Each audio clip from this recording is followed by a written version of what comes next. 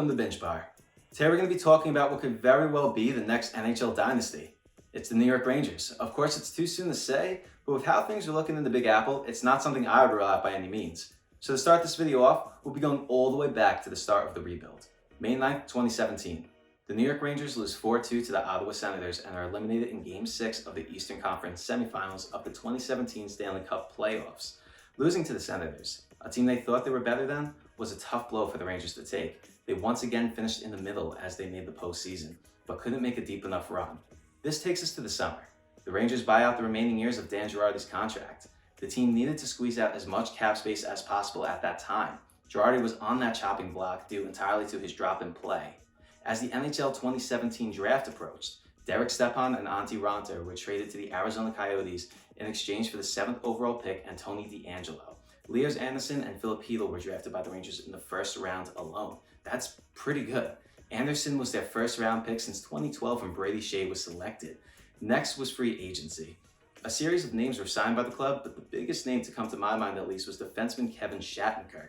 Shattenkirk was to replace Dan Girardi in the team's top four along with Brendan Smith, Brady Shea, and Ryan McDonough. Throughout the next month, restricted free agents Jesper Fast and Mika Zibanejad are signed. What was so important about Mika's signing was how cap-friendly that was. Mika Zibanejad was also being promoted to the first-line center after the departure of losing Derek Stepan.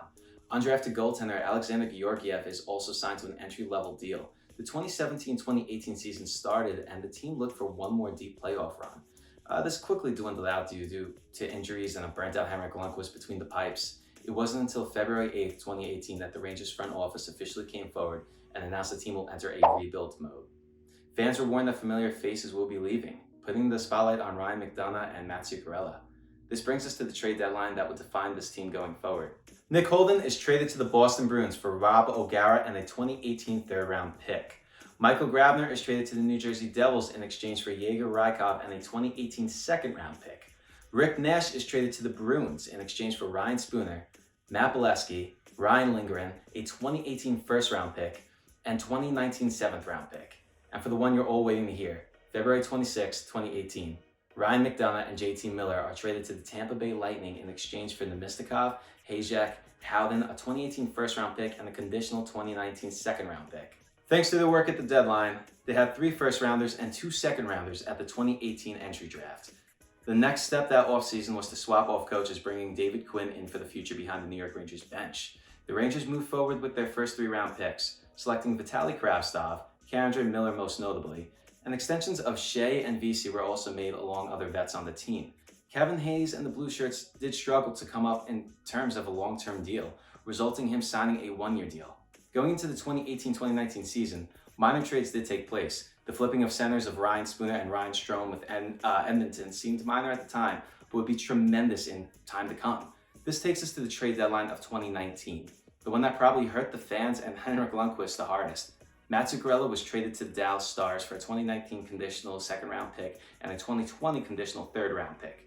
Kevin Hayes was sent to Winnipeg for Brendan Lemieux, a 2019 first-round pick and a 2022 conditional fourth-round pick. The loss of Zook really shattered the heart and soul of the team, but proved that the era of Rangers that we were used to watching was over. Going into that offseason, the Rags pressed on with more trades. A second and third-round pick was dealt for rookie defenseman Adam Fox. Vesey was dumped to Buffalo for a third. Nemistikov was flipped for Ebert in the 4th round from Ottawa. And the one that really served as almost blockbuster in my opinion was their final trade with the Winnipeg Jets. They dealt Pionk and a first-round pick for defenseman stud Jacob Trouba to really seal off their blue line. The Rangers entered the 2019 entry draft with the 2nd overall pick. They selected future franchise player Kaapo Kakko. Kakko serves as a vital part of the Rangers' rebuild, a goal scorer, compared to the grade 8 by scouts. First-line winger, overall fantastic player. The Rangers continued their roster revamp with their biggest splash yet, signing the high-scoring forward Artemi Panarin to a 7-year, $81.5 million contract. That's after he fleeced the New York Islanders and destroyed their offseason.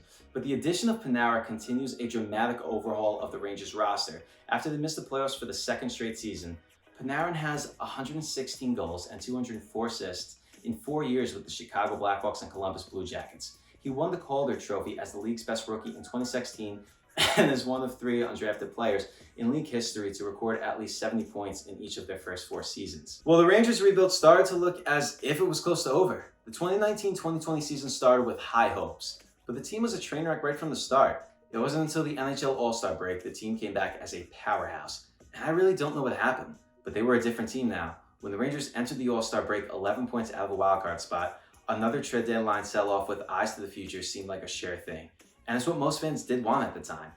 But then the Blue Shirts went 12-3 to climb to within 2 points of the playoffs and shift the focus to the present. Instead of trading Chris Kreider, he was extended to a pretty hefty contract, and the only trade made was Brady Shea to the Canes for a first-round pick. This, I would say, officially confirmed the ending of the rebuild. This brings us to the next phase, the current phase of New York Rangers hockey. Hockey season is on pause due to the coronavirus pandemic, but it is announced that the show will go on for the postseason. Due to the playoff format, the Rangers will be playing a qualifying round in the playoffs against the Carolina Hurricanes. The team had a shaky start to the season, but the rise of Ryan Strome and goaltender Igor Shesterkin, elite goal scorer Artemi Panarin, defense powerhouse blue line, and the career year of 5 goals in 1 game Mika Zibanejad, this team is looking pretty lethal, and this team has what it takes to make a deep run this season. Well, what's to happen is still a mystery, but going forward, things look a lot more promising for the New York Rangers. With a handful of picks in the upcoming draft, players they can still flip, an amazing prospect pool, and salary cap friendly players, the team could very well become the next NHL dynasty.